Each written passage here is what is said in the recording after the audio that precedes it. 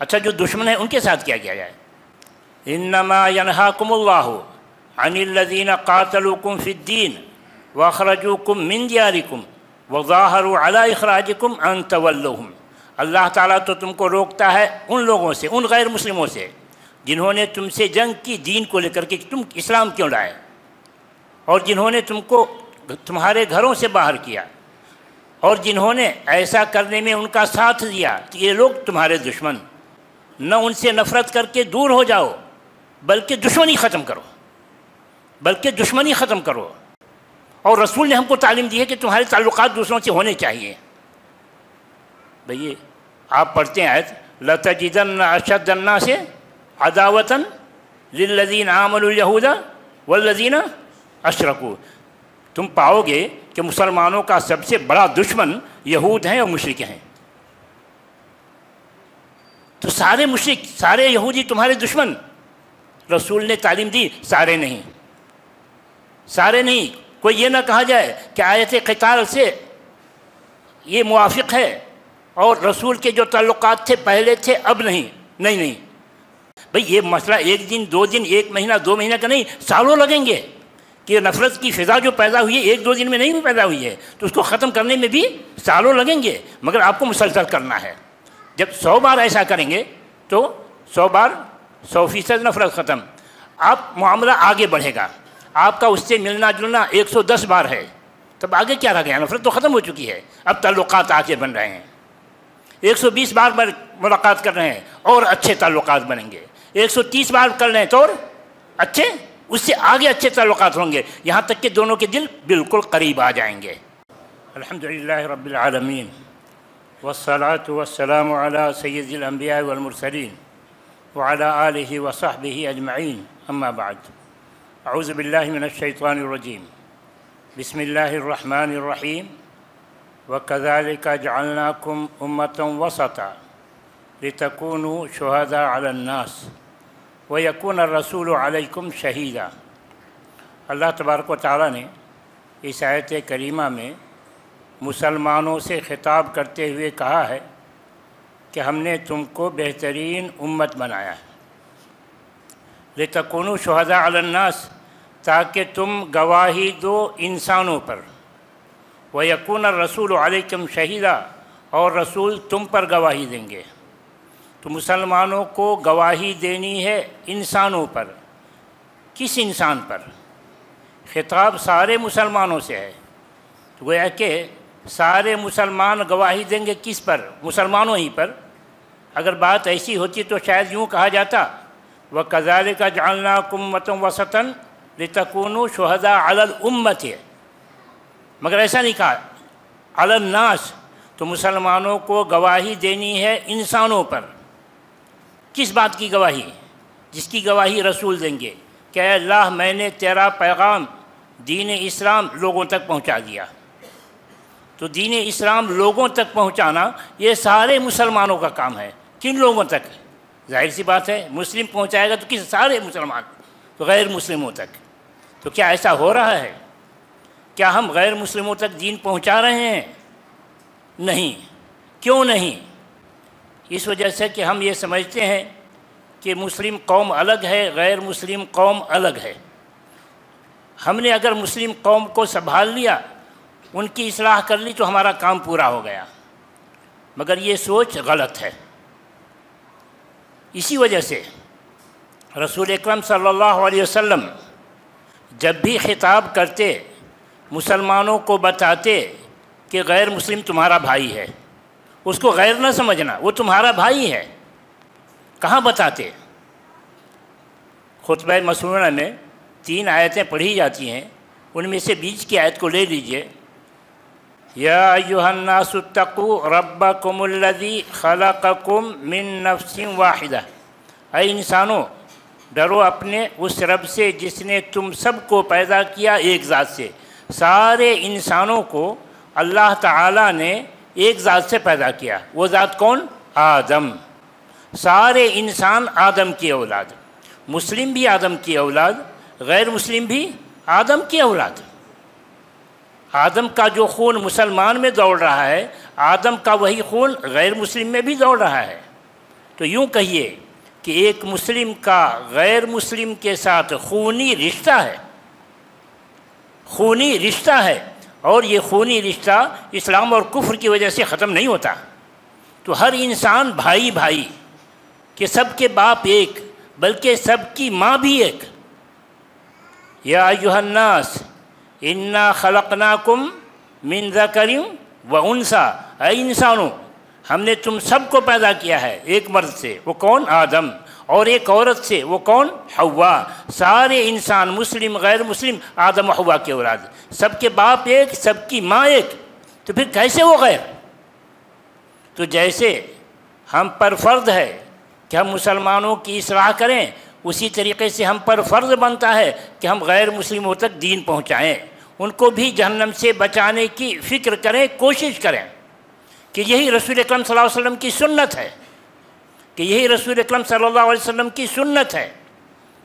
کیسے ان تک دین پہنچائیں؟ ہمارا ذہن تو یہ بنا ہوا ہے کہ سارے غیر مسلم اسلام دشمن، وہ ہماری بات نہیں سنیں گے۔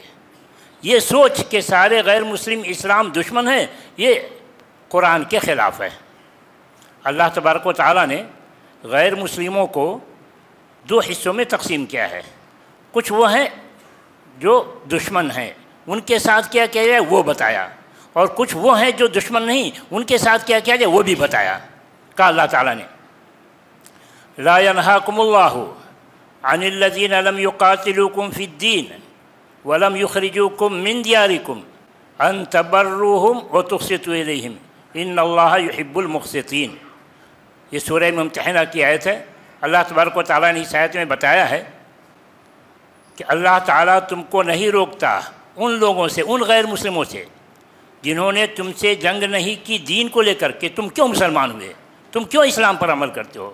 تو وہ غیر مسلم جنہوں نے تم سے جنگ نہیں کی، جنہوں نے تم کو تمہارے گھروں سے باہر نہیں کیا، ایسے غیر مسلموں سے نہیں روکتا۔ کس بات سے؟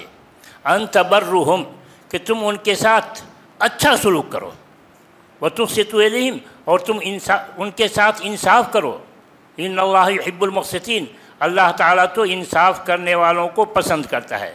تو اس آیت میں ان غیر مسلموں کا تذکرہ ہے جو اسلام اور مسلمانوں کے دشمن نہیں۔ حکم ہے کہ ان کے ساتھ اچھا برتاؤ کیا جائے، اچھا سلوک کیا جائے۔ اچھا جو دشمن ہے ان کے ساتھ کیا کیا جائے؟ اس کے بعد کی آیت میں کہا انما ینہاکم اللہ عن الذین قاتلوکم فی الدین واخرجوکم من دیارکم وظاہروا علی اخراجکم ان تولوہم۔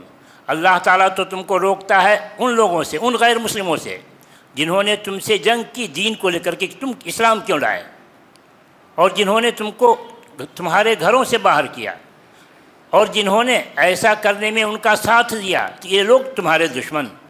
ان سے روکتا ہے کس بات سے؟ ان تولہم، کہ تم ان کو اپنا دوست سمجھو، ان کو اپنا دوست بناؤ۔ کہ دشمن کو دوست سمجھنا عقل مندی نہیں ہے، نقصان اٹھاؤ گے۔ اچھا دشمن سمجھو تو کیا کرو؟ نہ ان سے نفرت کر کے دور ہو جاؤ، بلکہ دشمنی ختم کرو، بلکہ دشمنی ختم کرو۔ کیسے دشمنی ختم کی جائے؟ اللہ تعالیٰ ترکیب بتاتا ہے کیسے دشمنی ختم کی جائے۔ کہا اللہ تعالیٰ نے وَلَا يَجْرِمَنَّكُمْ شَنَآنُ قَوْمٍ أَن صَدُّوكُمْ عَنِ الْمَسْجِدِ الْحَرَامِ أَن تَعْتَدُوا وَتَعَاوَنُوا عَلَى الْبِرِّ وَالتَّقْوَىٰ وَلَا تَعَاوَنُوا عَلَى الْإِثْمِ وَالْعُدْوَانِ۔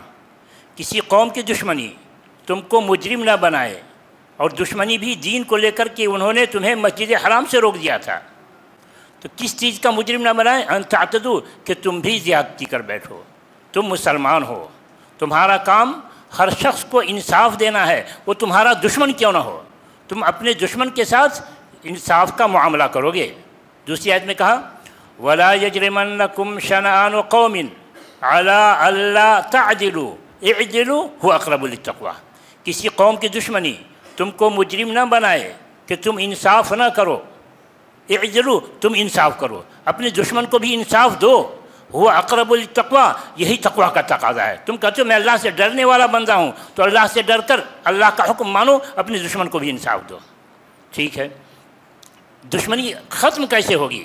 اس کی ترکیب آگے بتائی جا رہی ہے ولا يجرمنكم شنآن قوم أن صدوكم عن المسجد الحرام أن تعتدوا وتعاونوا على البر والتقوى. یہ دشمنی ختم کرنے کی ترکیب بتائی جا رہی ہے. تم ان کا ساتھ دو اور ان کا ساتھ لو. جو تم سے دشمنی کر رہا ہے ان کا ساتھ دو اور ان کا ساتھ دو. کس کام میں؟ علی البر والتقوی، اچھے کاموں میں اور نیک کاموں میں. یہ مت سمجھو کہ دشمن کا ہر کام برا ہوتا ہے، وہ بھی بہت سارا کام اچھا کرتے ہیں، تو ان کا جو کام اچھا ہو اس میں ان کا ساتھ دو، اور تم جو اچھا کام کرتے ہو ان کا ساتھ لو. کیسے؟ وہ ہمارا دشمن ہے، ہماری بات سنے گا؟ کیسے ہماری محفل میں آئے گا؟ ہم کیسے جائیں؟ ہم کو کیسے برداشت کرے گا؟ اس کو ایک مثال سے میں واضح کرتا ہوں. فرض کیجئے کہ ایک شخص ہے جو مسلمانوں کی دشمنی میں معروف اور مشہور ہے، کہ وہ مسلمانوں کو دیکھنا نہیں چاہتا، مگر اس وقت بہت سارے لوگ سوشل ورک کرتے ہیں، سوشل کام کرتے ہیں، غیر مسلم بھی کرتے ہیں. تو فرض کیجئے کہ ایک میڈیکل کیمپ لگا ہوا ہے. آپ کو پتہ ہے کہ وہ میڈیکل کیمپ ایسے شخص نے لگایا ہے جو مسلمانوں کو دیکھنا نہیں چاہتا، تو ظاہر سی بات ہے وہ آپ کو دعوت کیوں دے گا؟ کہیں میڈیکل کیمپ لگایا ہے. آپ کو پتہ ہے کہ فلاں شخص نے فلاں جگہ میڈیکل کیمپ لگایا ہے. آپ کے ذمہ داروں میں سے کچھ لوگ جائیں، ان سے ملیں اور کہیں کہ بھائی صاحب یہ کام تو بہت اچھا کر رہے ہیں، دیکھیے غریبوں کی لائن لگی ہوئی ہے، آج کتنے غریبوں کا بھلا ہو جائے گا. اگر وہ آنکھ کا میڈیکل کیمپ ہے تو کتنے لوگوں کو چشمے مل جائیں گے، کتنے کا آنکھ کا آپریشن ہو جائے گا، کتنے کا بھلا ہوگا، بہت اچھا کر رہے ہیں، شاباشی دیں. اور صرف زبانی خرچ شاباشی نہیں، چندے بھی دیں، بھئی یہ اتنا پیسہ لیجئے، اخراجات جو آئیں گے اس میں ہماری طرف سے اتنا چندہ لے لیجئے. تو ذرا سوچئے، آپ اس کو شاباشی دیں گے اور اس کو چندہ بھی دیں گے تو اس کے دل میں وہ نفرت رہے گی جو پہلے تھی؟ نہیں. وہ سوچنے پر مجبور ہوگا کہ ہم جس کو برا سمجھتے تھے کہ یہ تو ہمارا دشمن ہے، یہ تو ہم سے محبت رکھتا ہے، یہ ہمارے کاموں کو سراہتا ہے. بھئی ایک بار آپ نے ملاقات کی اور اس طرح سے تعلق قائم کیا، 1% نفرت ختم ہوگی؟ 1%، 100 میں سے 1% نفرت ختم ہوگی؟ ضرور ہوگی. اللہ تعالیٰ نے آپ کو بھی مال دیا ہے، اس طرح کا کیمپ آپ بھی لگائیے، خیراتی کیمپ لگائیے، اسی کو بلائیے، جا کر کے جو مشہور ہے اس کو بلائیے کہ ہماری کمیٹی نے فیصلہ کیا ہے کہ فلاں دن کیمپ ہے، اس کا افتتاح آپ کے ہاتھوں ہو. پہلے تو وہ نہیں مانے گا،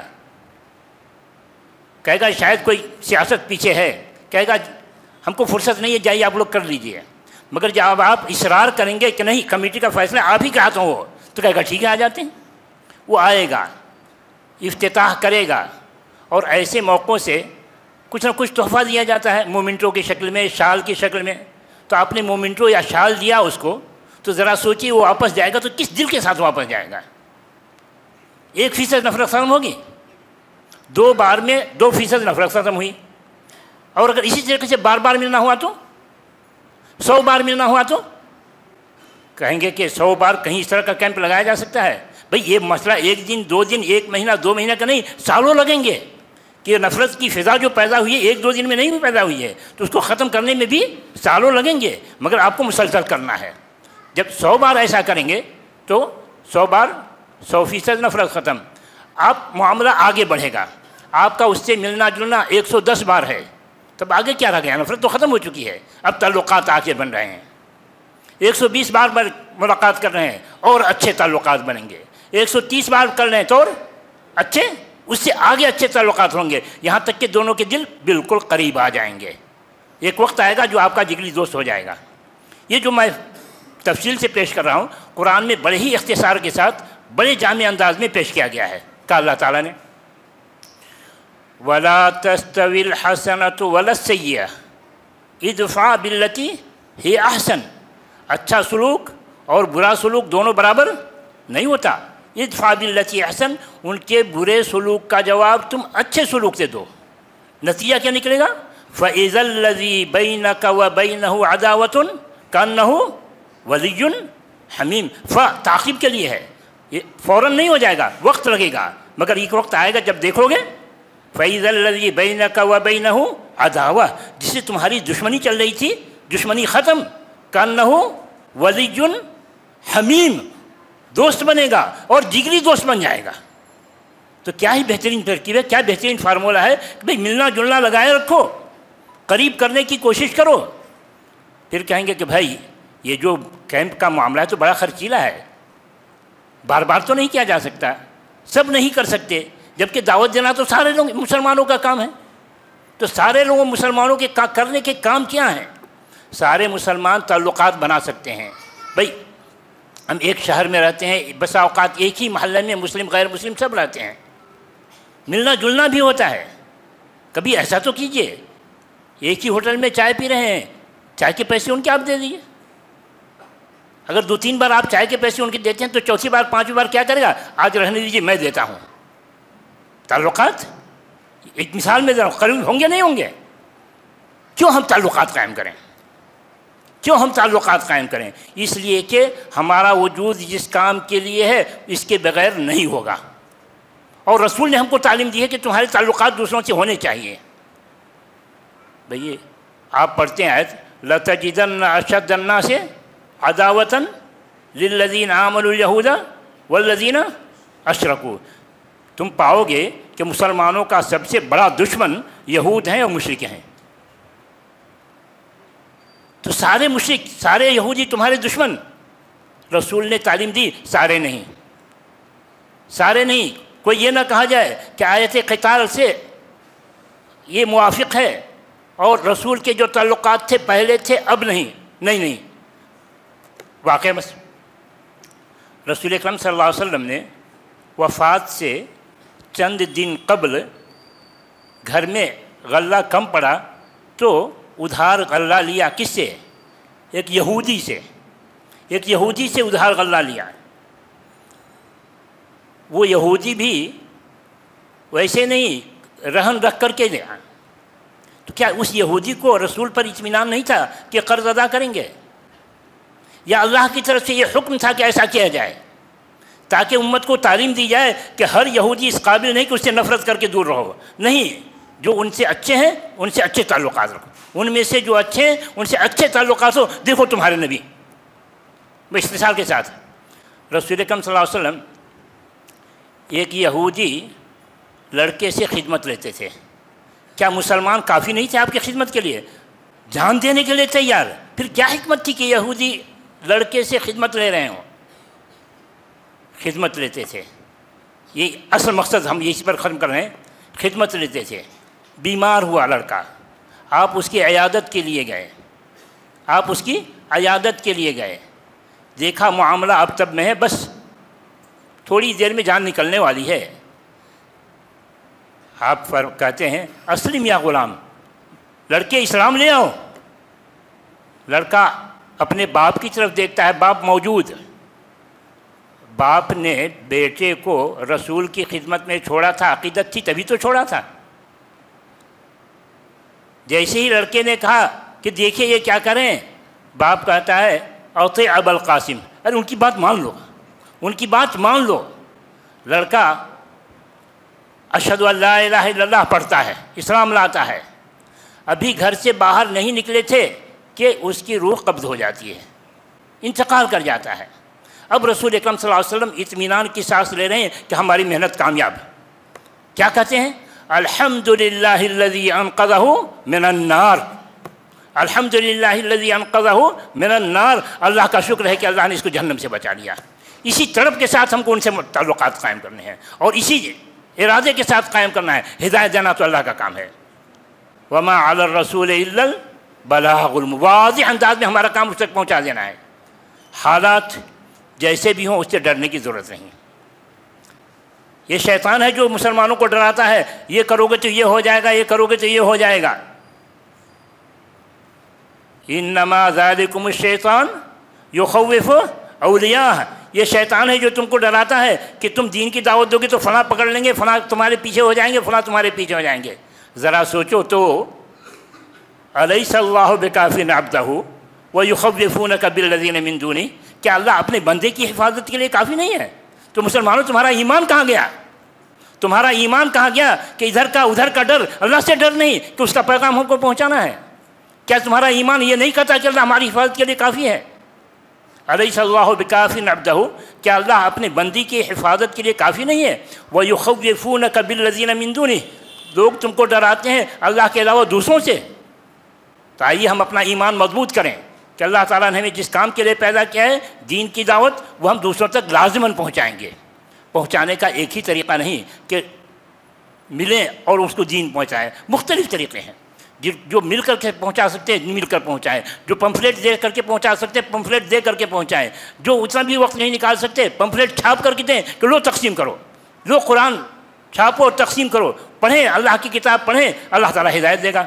ہم اسی پر اکتفا کریں کہ اللہ تعالیٰ سے دعا ہے کہ اللہ تبارک تعالیٰ ہم تمام مسلمانوں کو اس بات کی توفیق عطا فرمائے کہ ہم غیر مسلموں کو اپنا بھائی سمجھیں، ان کو بھی جہنم سے بچانے کی کوشش کریں جیسا کہ اللہ کے رسول صلی اللہ علیہ وسلم نے کیا۔ اللہ تعالیٰ ہمیں ہر اس کام کی توفیق عطا فرمائے جس سے اللہ راضی ہو اور ہمیں جنت نصیب ہو۔ آمین۔ واخر دعوانا الحمد للہ رب العالمین، والسلام علیکم ورحمۃ اللہ وبرکاتہ۔